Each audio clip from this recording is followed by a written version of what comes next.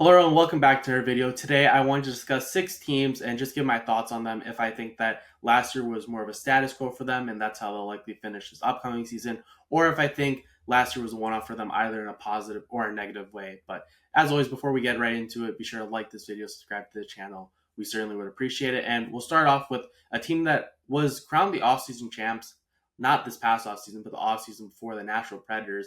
And it really felt like everything kind of went off the rails for them just to start off that season. Felt like a lot of their new additions and Brady Shea, Steven Stamkos, and Jonathan Marchessault were very slow out the gate. They really struggled as a whole offensive unit to produce goals. And UC Saros seemed to have regressed a little bit. He wasn't really playing like UC Saros, the UC Saros that we know and love. And for this team, they finished with 68 points last year. They were able to get some stretches of games where they were playing a little bit better, but overall, the poor start just completely derailed the season for them. And I expect them to have a bounce back year this year. I think they'll be more in that 83 to 87 point range, not necessarily firmly in a playoff spot, but I do think that they'll either just barely make the playoffs or they'll be one of the teams that within the last week of the season, last 2 weeks, winds up getting eliminated at that point. So we'll see what winds up happening with the Nashville Predators, but I certainly expect them to bounce back. I don't think the 68 to 70 points is status quo for them going forward. And one of the big things at the end of the day is Yossi's health. If Yossi's healthy, I expect the Predators to meet this expectation for me. But if Yossi does miss time or is out, worst case scenario, most of the season, then I think the Predators are going to be much closer to that 70-point range. But overall, I expect them to bounce back this upcoming season. Next up is a team that did much better than my expectations and a lot of people's expectations, and that was the Washington Capitals, who finished last year with 111 points. It felt like everything was going perfect for the Capitals. Every addition that they made was a hit. Everything just went well, and it felt like everything lined up perfectly for Alex Ovechkin to break Wayne Gretzky's goal record this past year, which he did wind up doing. This year, I do expect the Capitals to regress a little bit. I see the Metropolitan Division, and I see teams like the Devils, the Rangers, and Carolina Hurricanes as teams that I think are personally better than the Capitals. And when I look at this Capitals team too, even with the addition of Ryan Leonard for the entire season, who's going to be a great help in that middle six, I look at a lot of the players last year, some of the top point producers, Tom Wilson, Dylan Strome, Protas, and even Ovechkin, all had career high shooting percentages by numerous percentage points. And for a guy like Protas, I do think he had a breakout year, and I expect him to be pretty similar to where he was this past year. But for guys who have been consistently in a certain shooting percentage range, like Tom Wilson, Dylan Strome, and Ovechkin, to all be shooting much higher, I do expect those shooting percentages to come closer to that average this upcoming season. And I overall just don't expect the Capitals to be as good as they were. I expect Logan Thompson will likely take a step back as well. Logan Thompson has consistently not been as good as he was this past season, and a lot of it too was he was really good to start the year, but did trail off towards the end. So we'll see what kind of Logan Thompson we're going to be getting this year, and Charlie Lindgren as well. So overall, the Capitals are a team that I think will be regressing. I think that they're still a team that could certainly make some noise, get into the wild card, but I see them more in that 90-point range rather than being a consistent team that's going to be over 100 points, in my personal opinion.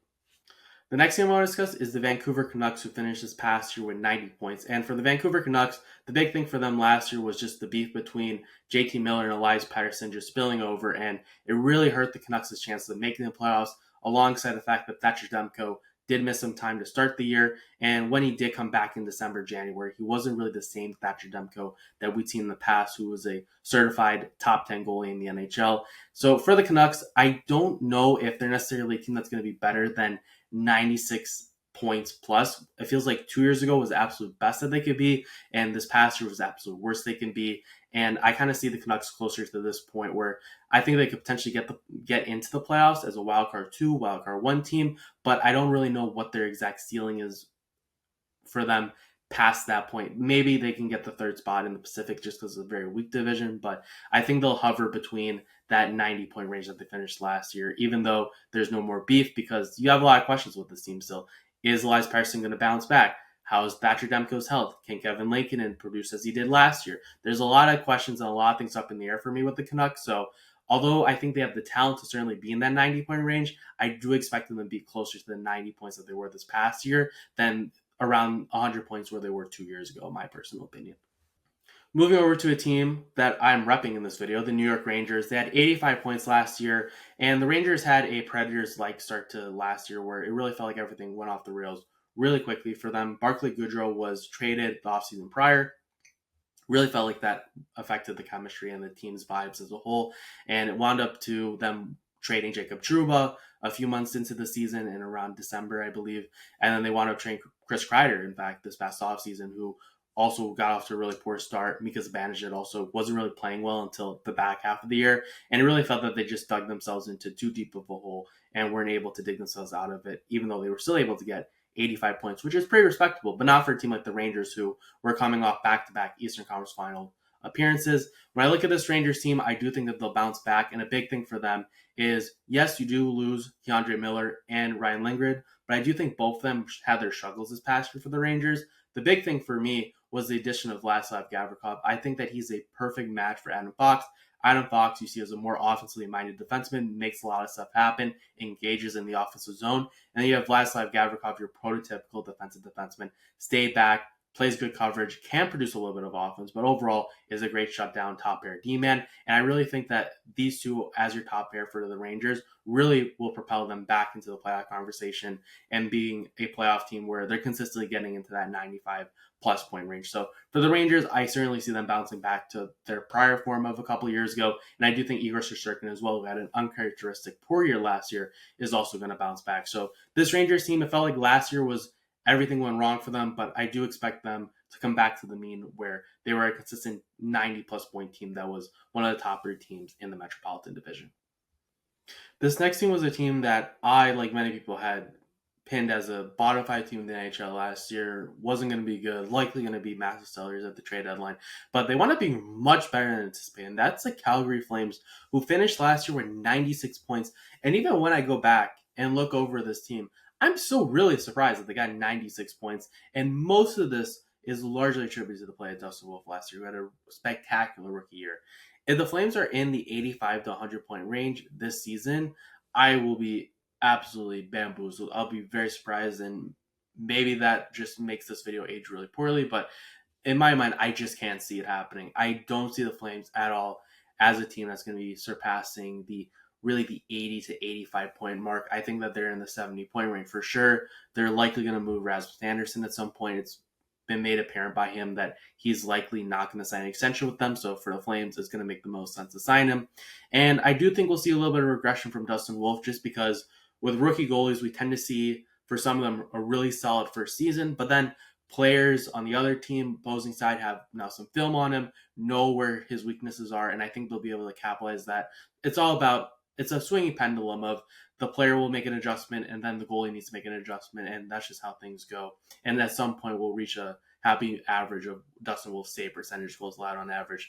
But I don't expect Dustin Wolf to be as dynamic and as good as he was last year. And I really felt that they got away with winning a lot of close games that I just don't think that they'll be winning as much of this upcoming season. So we'll see what winds up happening, but I think the Flames are a shoo-in for a bottom 8 finish this year, and I have them firmly in the 70 point range. I cannot imagine that they're going to be in a 96 point range like they were this past year. The last thing I want to discuss in this video is the Ottawa Senators finished last year with 97 points, and the Ottawa Senators had a really solid year last year. It was due for one of either them, the Red Wings, or the Sabres to take that step into making the playoffs and becoming a consistent playoff team, and it was the Ottawa Senators, as previously indicated. And for the Senators, I expect them to be a playoff team once again. I expect them to be in the 95 to 100 point range. I don't know if they fully will be in that top 3 in the Atlantic, but I do certainly believe that they'll be at a wildcard team again at the bare minimum, and certainly hovering around that 95, 97 point range where they finished last year, with young pieces like Sutsula and Sanderson continuing to develop, continuing to take the next step. I think the ceiling is going to get higher and higher for the Senators team, especially when you have a really solid goaltender in Linus Ullmark. And then you also have some younger pieces too, and guys like Shane Pinto, Ridley Gregg, who have shown flashes but haven't played up to their complete potential. They've kind of been in that 30, 40 point range. I expect them to be in the 50 plus point range right now, with a ceiling of in that 60, 65 point range. So I expect them to take another step. And overall, the Senators team, in my mind, is just going to continue to take more and more steps.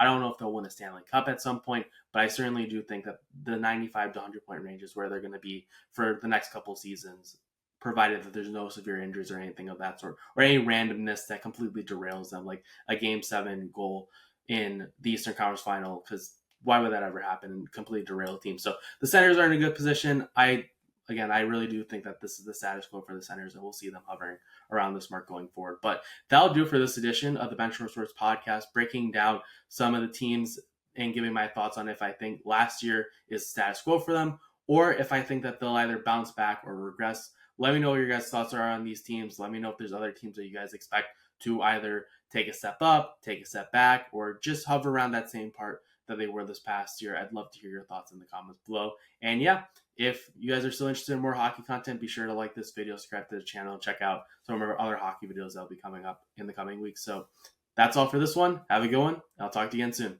See ya.